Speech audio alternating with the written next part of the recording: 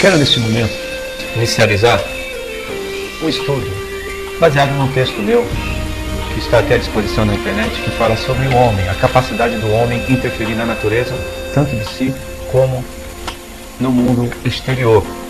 Esse título é muito oportuno, porque fala sobre o homem como império e futuro rei.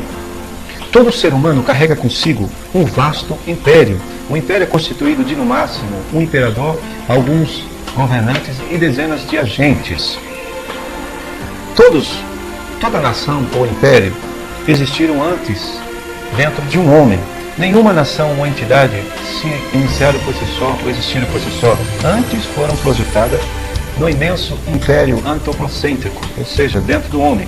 A inteligência do homem o eleva acima de qualquer ser inanimado na criação. A estrela Antares, por exemplo, chega a ser 10.000 vezes maior que o Sol e está a 600 anos-luz de distância da nossa estrela maior, o Sol. E assim vai o cosmos deixando os seus mistérios no mundo material. O poder de percepção, o saber da sua própria existência, eleva o homem, ou coloca o homem a um nível apenas abaixo de filho do Criador, mas o deixa também, o classifica acima de qualquer ser na criação, acima de qualquer estrela. Nenhuma estrela, por maior ou por mais grande que seja, ela tem a consciência do que é. Nunca poderá se gloriar-se no que representa no universo. O fato das galáxias estarem inseridas no cosmos transmite uma sensação de inferioridade nas próprias. Por quê? Vamos usar uma ilustração. Quando você coloca dois pontos, um grande e um pequeno, em uma folha branca, a princípio, se o ponto maior tiver a percepção de se ver, logo ele notará que ele é superior ao outro ponto, mas em seguida ficará inibido em relação à sua inerência. Ele não existe por si só, está preso em algo que é maior do que ele, tanto em proporções e até, por que não dizer, em algo infinito. O homem está definitivamente mais próximo do Criador que qualquer outra coisa. Isto o classifica como o único no cosmos com o poder de ser eterno. O corpo material nunca revelará a grandeza do corpo transcendental que o homem possui. A maior estrela existente é apenas um tipo inferior do corpo, do verdadeiro corpo do homem. Nenhuma estrela é eterna. São formadas por partículas que se dividem e se espalham pela folha. Nada pertence a elas, elas pertencem à folha, usando a ilustração. Esta folha está presa na agenda do arquiteto maior. O ser humano é o único que pode ler e escrever na agenda do Criador. Infelizmente, algumas pessoas querem rabiscar ou manchar o diário do Criador. O imperador revolucionário. Todo homem imperador tem que preservar a sua autoridade em seu vasto império, que é o corpo. Governantes e agentes não podem de forma nenhuma desrespeitar as ordens e leis do imperador e a consciência. O imperador não só adquire as leis de Deus, mas está encarregado de mantê-las em práticas por meio de seus súditos, ou seja, os governantes, os agentes, ou seja, o corpo, em todos os dias de sua existência na matéria. O imperador Salomão deixou um grande exemplo. Ele trouxe à existência, ou substancializou em Israel, parte do seu majestoso império interno.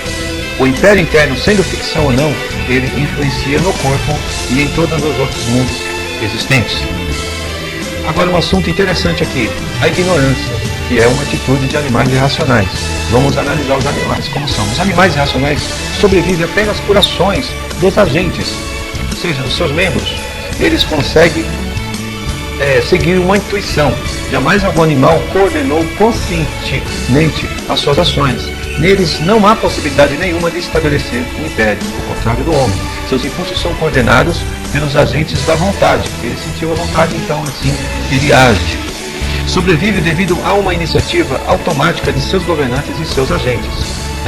Esse é já o animal.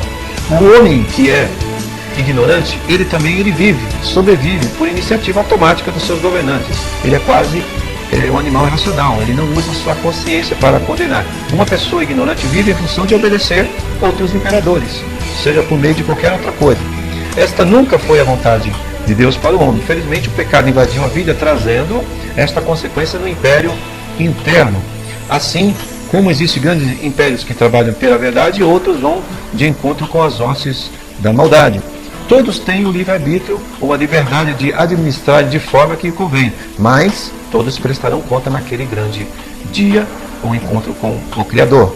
Condenação eterna. E os dois exemplos, Salomão e Paulo. Aqueles que por si só estabelecem leis ou regras e as praticam, terão governantes ambiciosos e cheios de olhares pecaminosos. Os governantes lançam os desejos e os agentes, uma vez o corpo praticando, terá consequências terríveis para o imperador, ou seja, para a própria pessoa. O mesmo Salomão, exemplo de um império falido e em decadência, seu império interno entrou em crise. Seus governantes iniciaram um conflito numa posição de rebeldia. Com isto, a sua grande sabedoria foi levada cativo pelos governantes.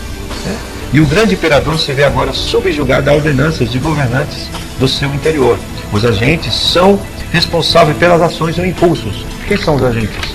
São os membros do corpo. A mão, por exemplo, ela tem que ser dominada. Os olhares, o andar, o caminhar, as pernas. Então, são os agentes. Os governantes têm a função de controlar a vontade dos agentes. O apóstolo Paulo deu um exemplo de governantes e agentes para como deve governar, como se deve fazer. O homem tem que seguir as atitudes de Paulo a fim de dominar o seu corpo e não ser dominado.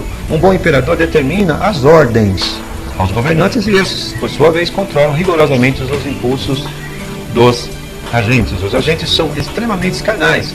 Uma vez alimentado para o mal, levará o seu império a ser condenado eternamente no juízo. O homem é a habitação de Deus. Maldito será todo aquele que destruir por meio do pecado o templo de Deus. O corpo reflete o que é o império interno. Sem dúvida nenhuma, uma revolução inicia primeiramente dentro, depois é que é realizada ou edificada no mundo material ou exterior. Assim como o engenheiro retira de si grandes construções, também o corpo reflete o império interno. O corpo obedece seu imperador.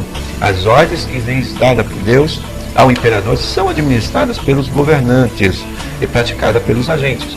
Quando o imperador deixa os governantes dominarem suas próprias leis, o corpo absorverá toda a maldição lançada na natureza.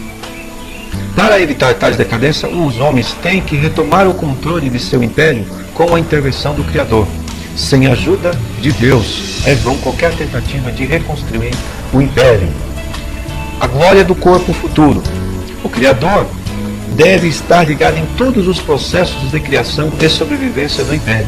A glória do corpo se dá ao contato ininterrupto com o Supremo Deus. Ele é o Rei dos Reis.